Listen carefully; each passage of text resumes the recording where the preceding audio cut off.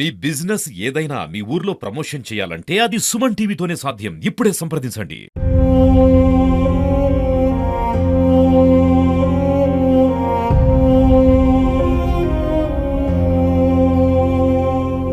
Welcome to Suman TV. నేను ఇప్పుడు ఖమ్మం కథ చెప్పాలనుకుంటున్నాను.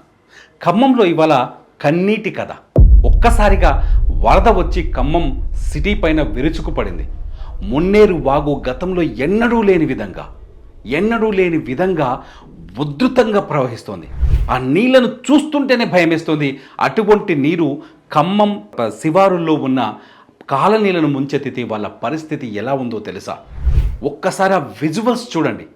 వాళ్ళ ఇళ్ళన్నీ మునిగిపోయాయి, కార్లు కొట్టుకుపోయాయి. ఇప్పటి వరకు మనకు అందుతున్న సమాచారం ప్రకారం 500కు పైగా కార్లు కొట్టుకుపోయాయి.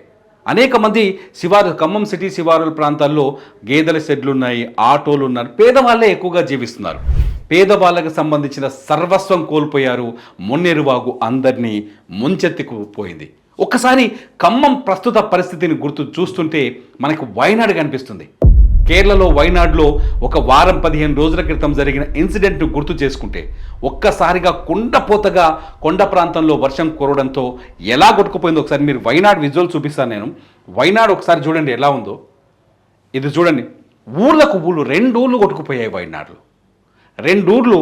ఇక్కడ ఇది కొండ చర్యలు విరుగుపడ్డాయి, కొండ ప్రాంతం ఇది కాబట్టి కొట్టుకుపోయాయి. 2 ఊళ్ళు ఈ ఏరియాలో కొట్టుకుపోయాయి. ఒక్కసారి ఆ విజువల్ ఫోటో చూస్తేనే భయం. ఇల్లు చూడండి ఎలా ఉందో. వైనాడులో ఒక ఇల్లు చూడే ఏ పరిస్థితిలో కనిపించింది. ఇవాళ వైనాడులో 2 ఊళ్ళు లేవు, కనిపించట్లేవు. 2 ఊళ్ళు డాక్యుమెంట్స్ మీద ఉన్నాయి, ప్రపంచ పటం నుంచి వెళ్ళిపోయినాయి. ఒక్కసారి వైనాడు ఫోటో ఇది చూడండి. ఇవన్నీ విలేజ్లే, ఈ కొండ పరిసర ప్రాంతాల్లో ఉన్న ఇవన్నీ విలేజ్లే, అన్నీ కొట్టుకుపోయాయి. ఇగో సేమ్ వైనాడులో ఏ పరిస్థితి ఉందో ఇవాళ ఇలా సహాయక చర్యలు ఇవి. వైనాడులో ఏ పరిస్థితి కనిపించిందో, వైనాడు ఎలా ఉందో ఇవాళ ఖమ్మం పట్టణం పరిస్థితి కూడా అలాగే ఉంది.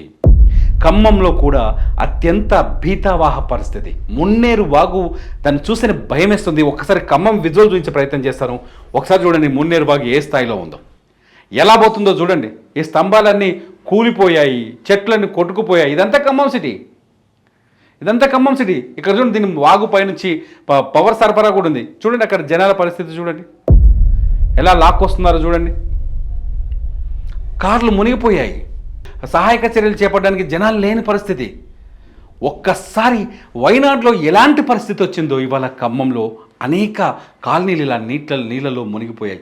దాదాపు 500కు పైగా కార్లు కొట్టుకుపోయాయి, ఆటోలు కొట్టుకుపోయాయి, గేదెలు కొట్టుకుపోయాయి, ఇళ్లలోకి నీళ్ళు వచ్చాయి. కొన్ని ఏరియాలో అయితే ప్రకాష్ నగర్, బొక్కలగూడెం ఏరియాలో అయితే అపార్ట్మెంట్లో 1st ఫ్లోర్ నుంచి 2nd ఫ్లోర్ వరకు నీళ్ళు వచ్చినాయి.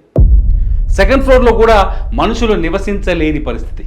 గడిచిన 24 గంటలుగా అనేక మంది ఇళ్లపైనే నివాసం ఉంటున్నారు. సహాయం కోసం అర్థిస్తున్నారు, అడుగుతున్నారు. ప్రభుత్వం వేగవంతంగా చర్యలు చేపడుతుంది. 2-3 మంత్రులు, డిప్యూటీ సీఎం బట్టి విక్రమార్క, మంత్రి పొంగులేటి శ్రీనివాసరెడ్డి, తుమ్మల నాగేశ్వరరావు గారు ముగ్గురు అక్కడే ఉన్నారు. కానీ ఎంతమందిని కాపాడతారు? దీనికి కారణం ఏంటో తెలుసా? ఆక్రమణలు. కుంటలు, చెరువులు, మున్నేరు వాగు పరివాహక ప్రాంతాలను కూడా ఆక్రమించేసి దానిపైన కట్టడాలు కట్టి వదిలేయటం వల్ల నీరు ఉధృతంగా పైనుంచి వచ్చిన నీరు ఎక్కడికి వెళ్తుంది చూడండి. ఒకసారి చూడండి. ఒకసారి ఖమ్మం సిటీ పరిస్థితి చూడండి. సిటీలో నీళ్ళు ఎక్కడున్నాయో చూడండి. ఇదంతా మున్నేరు వాగు, ఇది ప్రకాష్ నగర్ ఏరియా. ఒక్కసారి చూడండి ఎట్లొచ్చిందో చూడండి. వాగు తన్నుకొస్తుంది. ఇక్కడ నివాసాలు ఏర్పాటు చేసుకుంటే అక్కడ ప్రజల పరిస్థితి ఏంటి? ఒకసారి చూడండి. ఈ వాగును చూస్తే నిజంగా అక్కడి ఖమ్మం ప్రజలతో మాట్లాడుతున్నప్పుడు, మేము ఖమ్మం ప్రజలతో అక్కడి నుంచి ఇన్ఫర్మేషన్ తెలుసుకుంటున్నప్పుడు వాళ్ళ మాటల్లో ఏడుపు వినిపిస్తుంది. సర్వం కోల్పోయారు. ఒక్క వరద వచ్చి జీవితాన్నే తీసుకుపోయింది. వైనాడులో దాదాపు 600 మంది చనిపోయారు. ఖమ్మంలో ప్రాణనష్టం ఎంతో ఇప్పుడు అంచనా వేయలేని పరిస్థితి. ఎవరో ఎక్కడున్నారో తెలియదు. ఫ్లడ్ పెరుగుతూ ఉంటే ఇళ్లపైకి వెళ్ళిపోతూ చాలామంది ఇళ్ల మీద ఉన్నారు.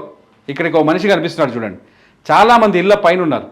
ఈ వీడియో కూడా మాకు ఖమ్మం వాసి మొబైల్లో రికార్డ్ చేసి పంపించిన వీడియో. ఇది చూడండి ఒకసారిగా. ఆ మున్నేరు వాగును చూస్తుంటే భయం ఎత్తేస్తుంది. మున్నేరు వాగు నిన్నటితో పోలిస్తే వాళ్ళు ఎక్కువగా ఇంకా ఉధృతంగా ప్రవహిస్తున్నట్టు తెలుస్తుంది. ఖమ్మం పరిసర ప్రాంతాల్లో అనేక కాలనీలు అక్కడ జనంతో మాట్లాడుతూ చెప్తున్నారు.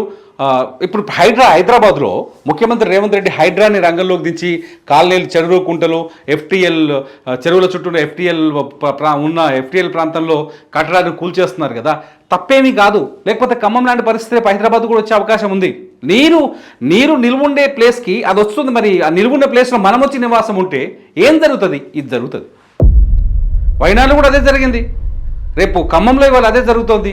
ఖమ్మం సిటీ పరిస్థితిని చూసి మనం నేర్చుకోవాల్సింది చాలా ఉంది. ఎందుకంటే ఖమ్మం నగరంలో లోతట్టు ప్రాంతాలు డెవలప్మెంట్ అని చెప్పేసి, ట్యాంక్ బండ్లు అని చెప్పేసి చాలా వేశారని చెప్పేసి అక్కడ ప్రజలు చాలా ఆరోపణలు చేస్తున్నారు. చాలా సుందరీకరణ పేరుతో కోట్లు ఖర్చు పెట్టారు. ఆ ఖర్చు పెట్టిన కోట్లన్నీ ఇవాళ నీళ్ళలో కొట్టుకుపోయాయని చెప్తున్నారు. సుందరీకరణ పేరుతో తీసుకొచ్చిన డబ్బులు కొట్టుకుపోయాయి నీళ్ళలో అని చెప్తున్నారు అక్కడ ప్రజలు. మన దగ్గర కూడా అదే జరుగుతుంది. కుంటలో ఇల్లు కట్టుకుంటే కుంటలోకి రావాల్సిన నీళ్ళు ఎక్కడ పోవాలి చెప్పు? వాగు చుట్టూ ఇల్లు కడితే, వాగుని ఆక్రమించి ఇల్లు కడితే ఏమైంది? మున్నేరు వాగు వచ్చి తనుకుపోతుంది. సిచ్యువేషన్ అదే. ఎంత దుర్భర స్థితి ఉందో చూడొచ్చు ఖమ్మంలో. ఒక వైనాడులో ఏం జరిగిందో, వైనాడులో ఏ పరిస్థితి, ఇది వరద కొట్టుకుపోయిన తర్వాత తీసిన ఇమేజ్ ఇది. వైనాడులో ఎటువంటి సిచ్యువేషన్ ఉందో ఇవాళ ఖమ్మంలో కూడా రేపు ఇదే సీన్తో మీకు మళ్ళీ ఇంకొక వీడియో చేసి చూపిస్తాను. ఇదే సీన్ వచ్చే అవకాశం కనిపిస్తోంది. ఖమ్మం, వయనాడు సేమ్. ఖమ్మం ఇంకా వణుకుతోంది, భయంతో వణికిపోతోంది ఖమ్మంని ఆదుకోవడానికి ఏకంగా ముఖ్యమంత్రి రేవంత్ రెడ్డి కథలు వెళ్ళారు హైదరాబాద్ నుంచి. ఖమ్మంలో భీతావాహ పరిస్థితులు ఉన్నాయి. ఖమ్మం నుంచి మీకు లైవ్ అప్డేట్ అందిస్తున్నాం. ఖమ్మం నుంచి ప్రతి నిమిషానికి మీకు అప్డేట్, న్యూస్ అండ్ విజువల్ చూపించబోతున్నాం సుమన్ టీవీలో. చూస్తూనే ఉండండి సుమన్ టీవీ.